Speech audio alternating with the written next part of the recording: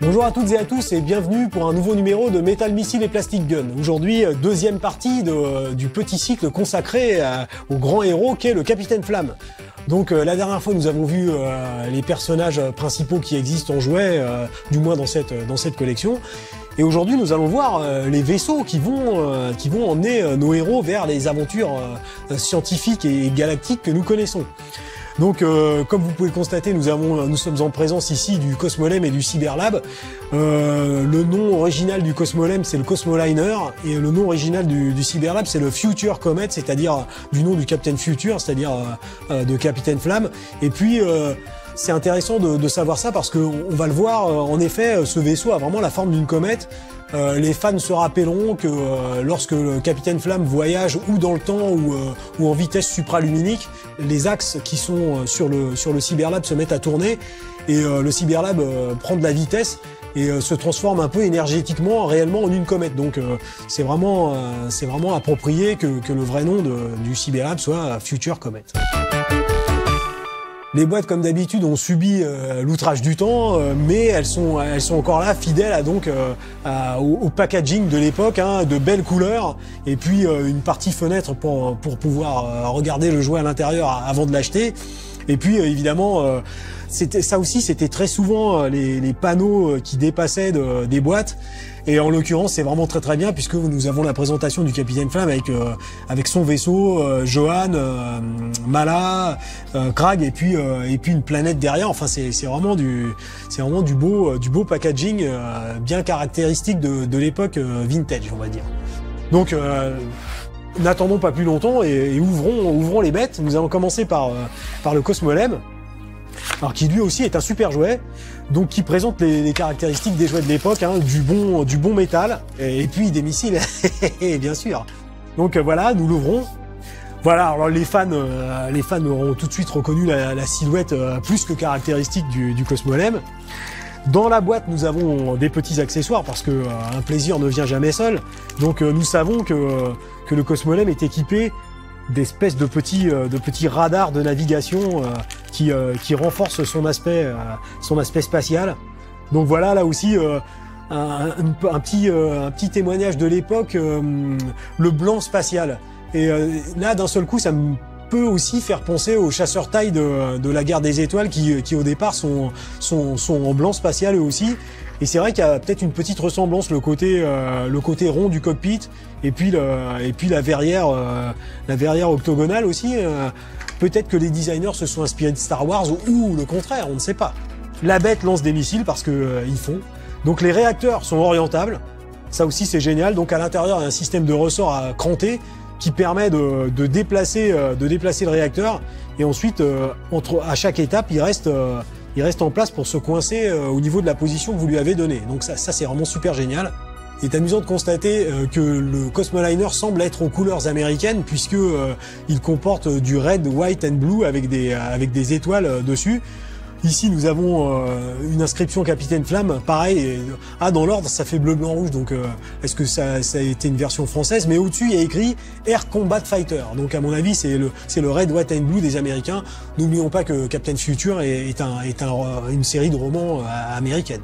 Donc voilà, hop. Nous mettons les missiles. Voilà. Donc une superbe silhouette, hein, les panneaux. Mais the best is yet to come, puisque dans la boîte, nous avons un petit Capitaine Flamme à l'échelle. Alors qui est très articulé, puisqu'il ne tiendra plus debout. Sont vraiment des rivets qui lui tiennent le d'articulation. Mais l'intérêt de ce personnage est double. C'est que vous pouvez bien, voilà, ouvrir le cockpit. En plus, l'ouverture est articulée. Donc dans un premier temps et dans un deuxième temps. Donc ça, c'est vraiment appréciable. Et vous avez donc un siège dans lequel vous pouvez poser le Capitaine Flamme, des joysticks qui offrent un petit peu de mouvement que vous pouvez refermer. Voilà. Donc il est ici aux commandes du Cosmoliner.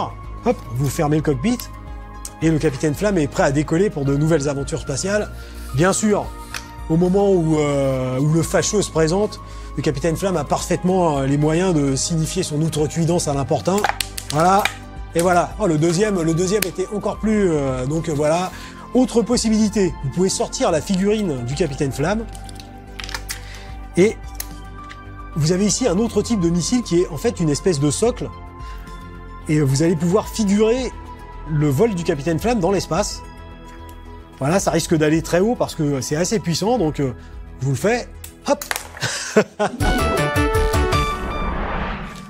Nous allons mettre ça de côté pour passer au main mécanique de la série, c'est-à-dire le Cyberlab. Donc le vaisseau du capitaine Flamme qui décolle de sa base lunaire, je le rappelle. Donc un vaisseau d'énorme taille.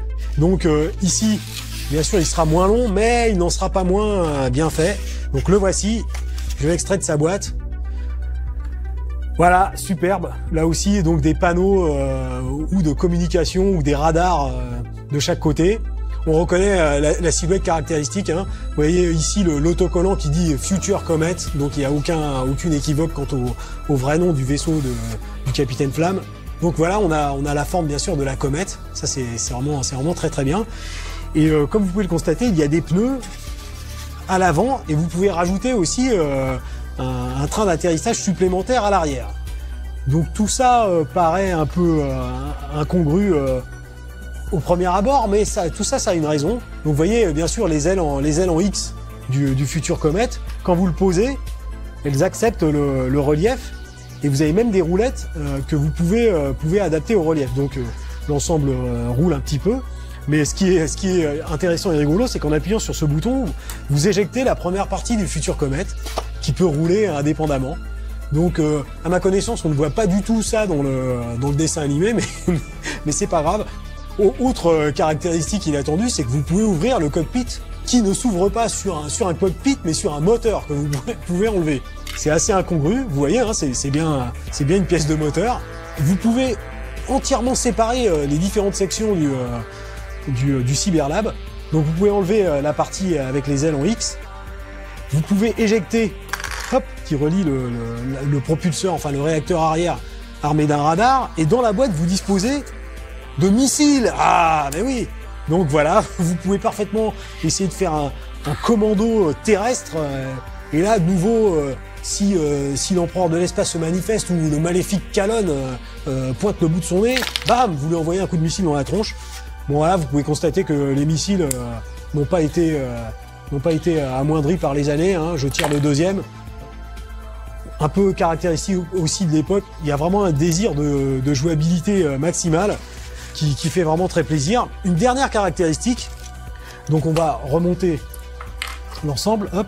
Alors ça aussi, c'est du two-tone, hein. Ça vous épargne les souffrances relatives au Chevalier du Zodiaque, par exemple, pour ne citer que. Vous voyez qu'en quelques secondes, hop, vous retournez à la configuration principale du Cyberlab. Voilà, vous lui enlevez la roulette pour faire plus Cyberlab, parce que cette roulette est rajoutée, mais ce n'était pas comme ça dans le dessin animé. Et ici, vous avez des missiles, toujours plus de missiles, encore plus de missiles. Et bon, bah, qui dit missile dit lancement de missiles. Donc voilà, hein. Vous pouvez les lancer tous les 4. Voilà, parce qu'il n'y en a aucun qui est là pour faire la figuration. Voilà, l'objet est modulable, l'objet lance des missiles, l'objet roule, l'objet vole, enfin bref, le vaisseau du capitaine Flamme. Voilà, de la science, des vaisseaux spatiaux, des missiles. Les jouets sont quelque chose de beaucoup trop sérieux pour être confiés aux enfants.